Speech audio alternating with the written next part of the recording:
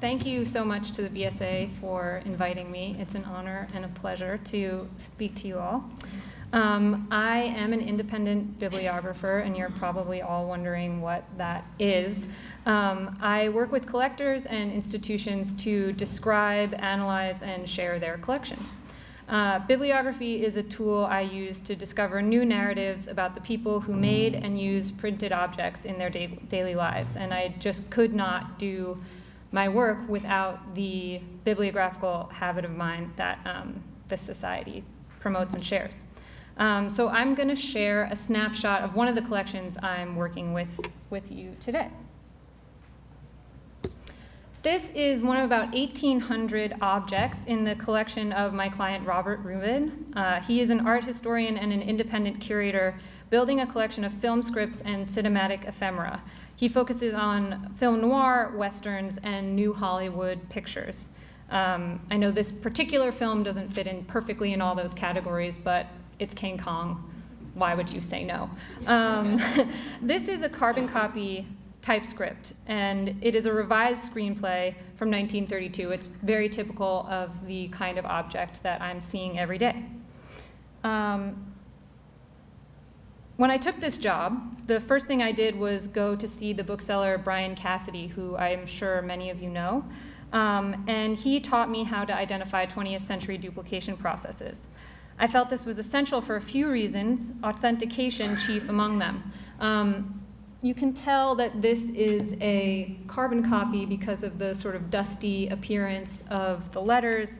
There's no ribbon imprint around the letter form. It's very flat with, sometimes if it's somebody hits the key really hard, you'll feel a raised part. But anyway, I could get really, really bogged down in identification, but I'm not gonna do that today. But if this was a Xerox, it would not be the real McCoy, because in 1932 there were no Xerox machines commercially available to people. I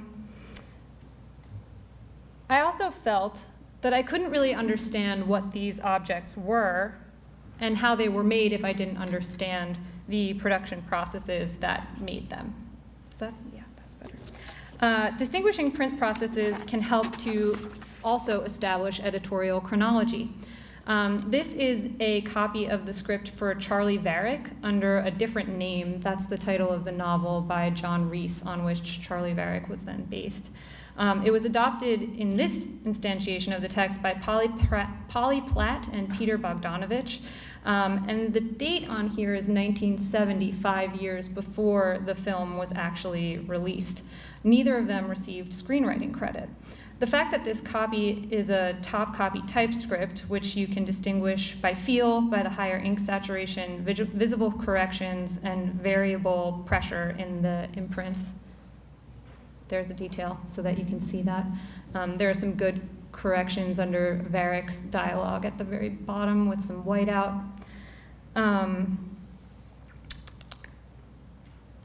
So that this is a typescript indicates that it didn't really get very far. We're not really far along yet in the production process.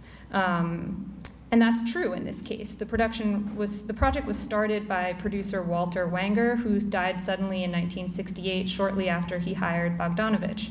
The 1970 date on this script attests to two things. First, the role of production designer Polly Platt as screenwriter. She was also Bogdanovich's wife. It also shows that the couple tried to keep the project alive for 2 years after the producer croaked. It would be interesting to compare this script with the final script, for which they received no credit. As a collector, Mr. Rubin prizes scripts like these, and typescripts especially, for their close physical relationship to the author and to the hidden histories like I just described that they reveal. I know there are some Barbara Stanwyck fans in the room, so I went for double indemnity. Most of the scripts I work with were produced on mimeograph machines. Mimeo is distinguished by, and these are Brian's words, he has come up with some really eloquent ways of describing this stuff, and it's really important to give credit where credit is due, so this is totally him. He describes it as blobby, stippled, or clotted letter forms, and I hope there are some good examples of that there. And offset impressions on facing leaves. So this is actually a verso. Screenplays are typically printed on rectos only. And you can see also that they're only printing one page at a time with Mimeo because they're printing from stencils. So the impression from the sheet below, just like on a letterpress, is going to be an offset impression from exactly the same type page or exactly the same stencil page. The vocabulary is a little loose still. During the golden age of Hollywood studios, during the golden age of Hollywood, the studios all had their own stenographic departments, which were a sort of mechanical adjunct to the story department. Stenographic departments were responsible for producing and circulating the scripts needed to get a picture made. It was the studio's print shop, and it was the studio's library. The number of copies required varied from picture to picture. Think of the number of people involved in a big movie like Cleopatra. Enormous cast, enormous crew, and plenty of agents and producers and budget people, and they all needed copies of the script. Far fewer were probably necessary for a picture like Charlie Varick. The key point here is that scripts needed to circulate in multiples and needed to be kept up to date through what could be a long and complex revision process. A movie like Double Indemnity would have been read by the Motion Picture Association for compliance with the Hays Code during the pre-production phase. The review board may have requested changes. I don't know if that actually happened with Double Indemnity, but it may have.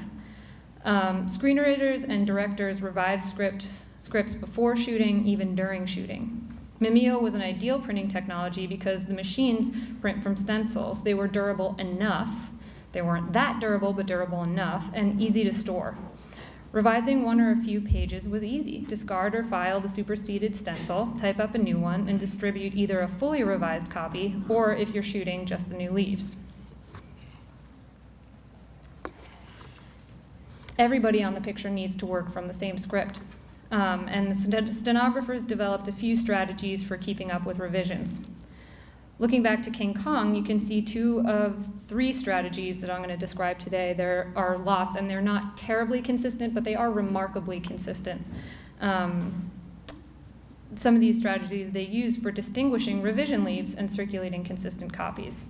Strategy 1, so if you look up in the top right corner of each page, they date those 2 revision pages. And they also printed on different color leaves. So in King Kong, the text that has not been revised, or sort of what's been established as the script to date, is on yellow. You can see that on the left side of those pictures. And then different dates are on pink and blue. And sometimes they color-coded it and really stuck to the color code. Other times they were a little loosey-goosey about it. Here's a script for the Cincinnati Kid, and it's a 1965 film. They're doing the same thing 40 years later. And I've seen scripts from the 90s following the same conventions. They also used a third strategy, and that's revising the foliations in order to avoid having to renumber every leaf. In the middle picture, under Dissolve 2, you see 89 through 90 out. That means that they've deleted scenes 89 through 90, and they renumbered the leaf as 61 through 64. If they had extended scene 85 onto another sheet, they would have renumbered the subsequent leaf 60A. This is just standard practice across the board all the time happening. Pagination statements, even though pagination isn't really the right word, are really complex and extremely useful because Mr. Rubin is really interested in collecting the textual development of these screenplays. And so the question, do we have it yet? Yeah, this copy is stamped final on the front wrapper, but what is the pagination statement? And if you don't know that, you really can't tell. So that's kind of makes collating fun.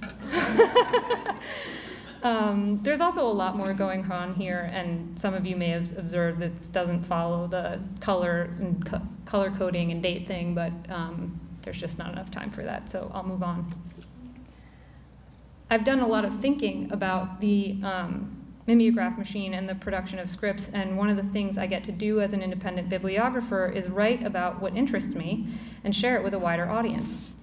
I write specifically for a general audience because I think that the general reader and young people and interdisciplinary audiences enjoy reading about books, printing readers, and printers. I published this piece this fall. It's about Gene Shepard, who ran the studio duplicating service in New York City from 1957 to 1997. The business printed the lion's shares of scripts for film, television, and the stage in New York City. The image on the right shows the studio's basement of Mimeo stencils. Tantalizing. I learned that they made their way to the dumpster a very long time ago. I know. I was very upset. There is a lot to unpack here, but I'd like to note something that I didn't get to discuss in this piece. The decline of the studio system had a major impact on the way that scripts were printed. At some point, those big steno departments closed, and the business of printing scripts moved to local shops like studio duplicating. The equivalent of studio in LA was Barbara's Place, and I've seen imprints of a few others. These shops all made great efforts the way that we see early modern printers do to distinguish themselves. They actually put their imprint in a special colophon page at the end. They designed their own printer's marks, and they studio duplicating service scripts are easily identified by this weird vinyl wrapper that they used. And that also coincided with the New Hollywood movement when directors and screenwriters began to produce their own reported that they worked on their typewriters, then hired a typist, then turned to an independent shop to get a printable script together and duplicate it throughout the pre-production phases. And I think this has some really interesting implications for the history of printing and labor and printers' labor in the 20th century. We don't really think of typists as printers, but should we in this context? That's something I would love to hear from this audience about. I'm not sure where this script for Elaine May's 1975 film Mikey and Nicky was produced, but I know it's a Xerox. Xerox scripts are really easy to spot. I really hope this came out. I thought it was so clever when I realized that I could shoot a picture through my loop using my iPhone. So I hope you can see some splattered toner in the magnified image. They are, especially around the E and A and leave, you can see those just tiny things. And next time you make a Xerox, look really closely at it, you'll see them. The thing I like about Xerox scripts, in particular, is that the editorial processes remained consistent despite the fact that the production processes and the sites of production changed. We are still looking at something that's well-defined, and we're still looking at something that needed to circulate. And it looks a lot more like a book than a flyer does. So to me, these objects can start to inform a more nuanced bibliographical investigation of materials created in 20th century contexts with 20th century processes. I could just go on forever about all this stuff, but I won't. I'm just going to show you a picture of my loop, and if anyone is interested in learning how to do this, you should just buy one of these on Amazon. They cost like $13. And it's just really fun working with this stuff. I highly recommend it. It's introduced me to a whole world of materials that has challenged me to stretch my bibliographical knowledge. It's fun. So thanks a lot.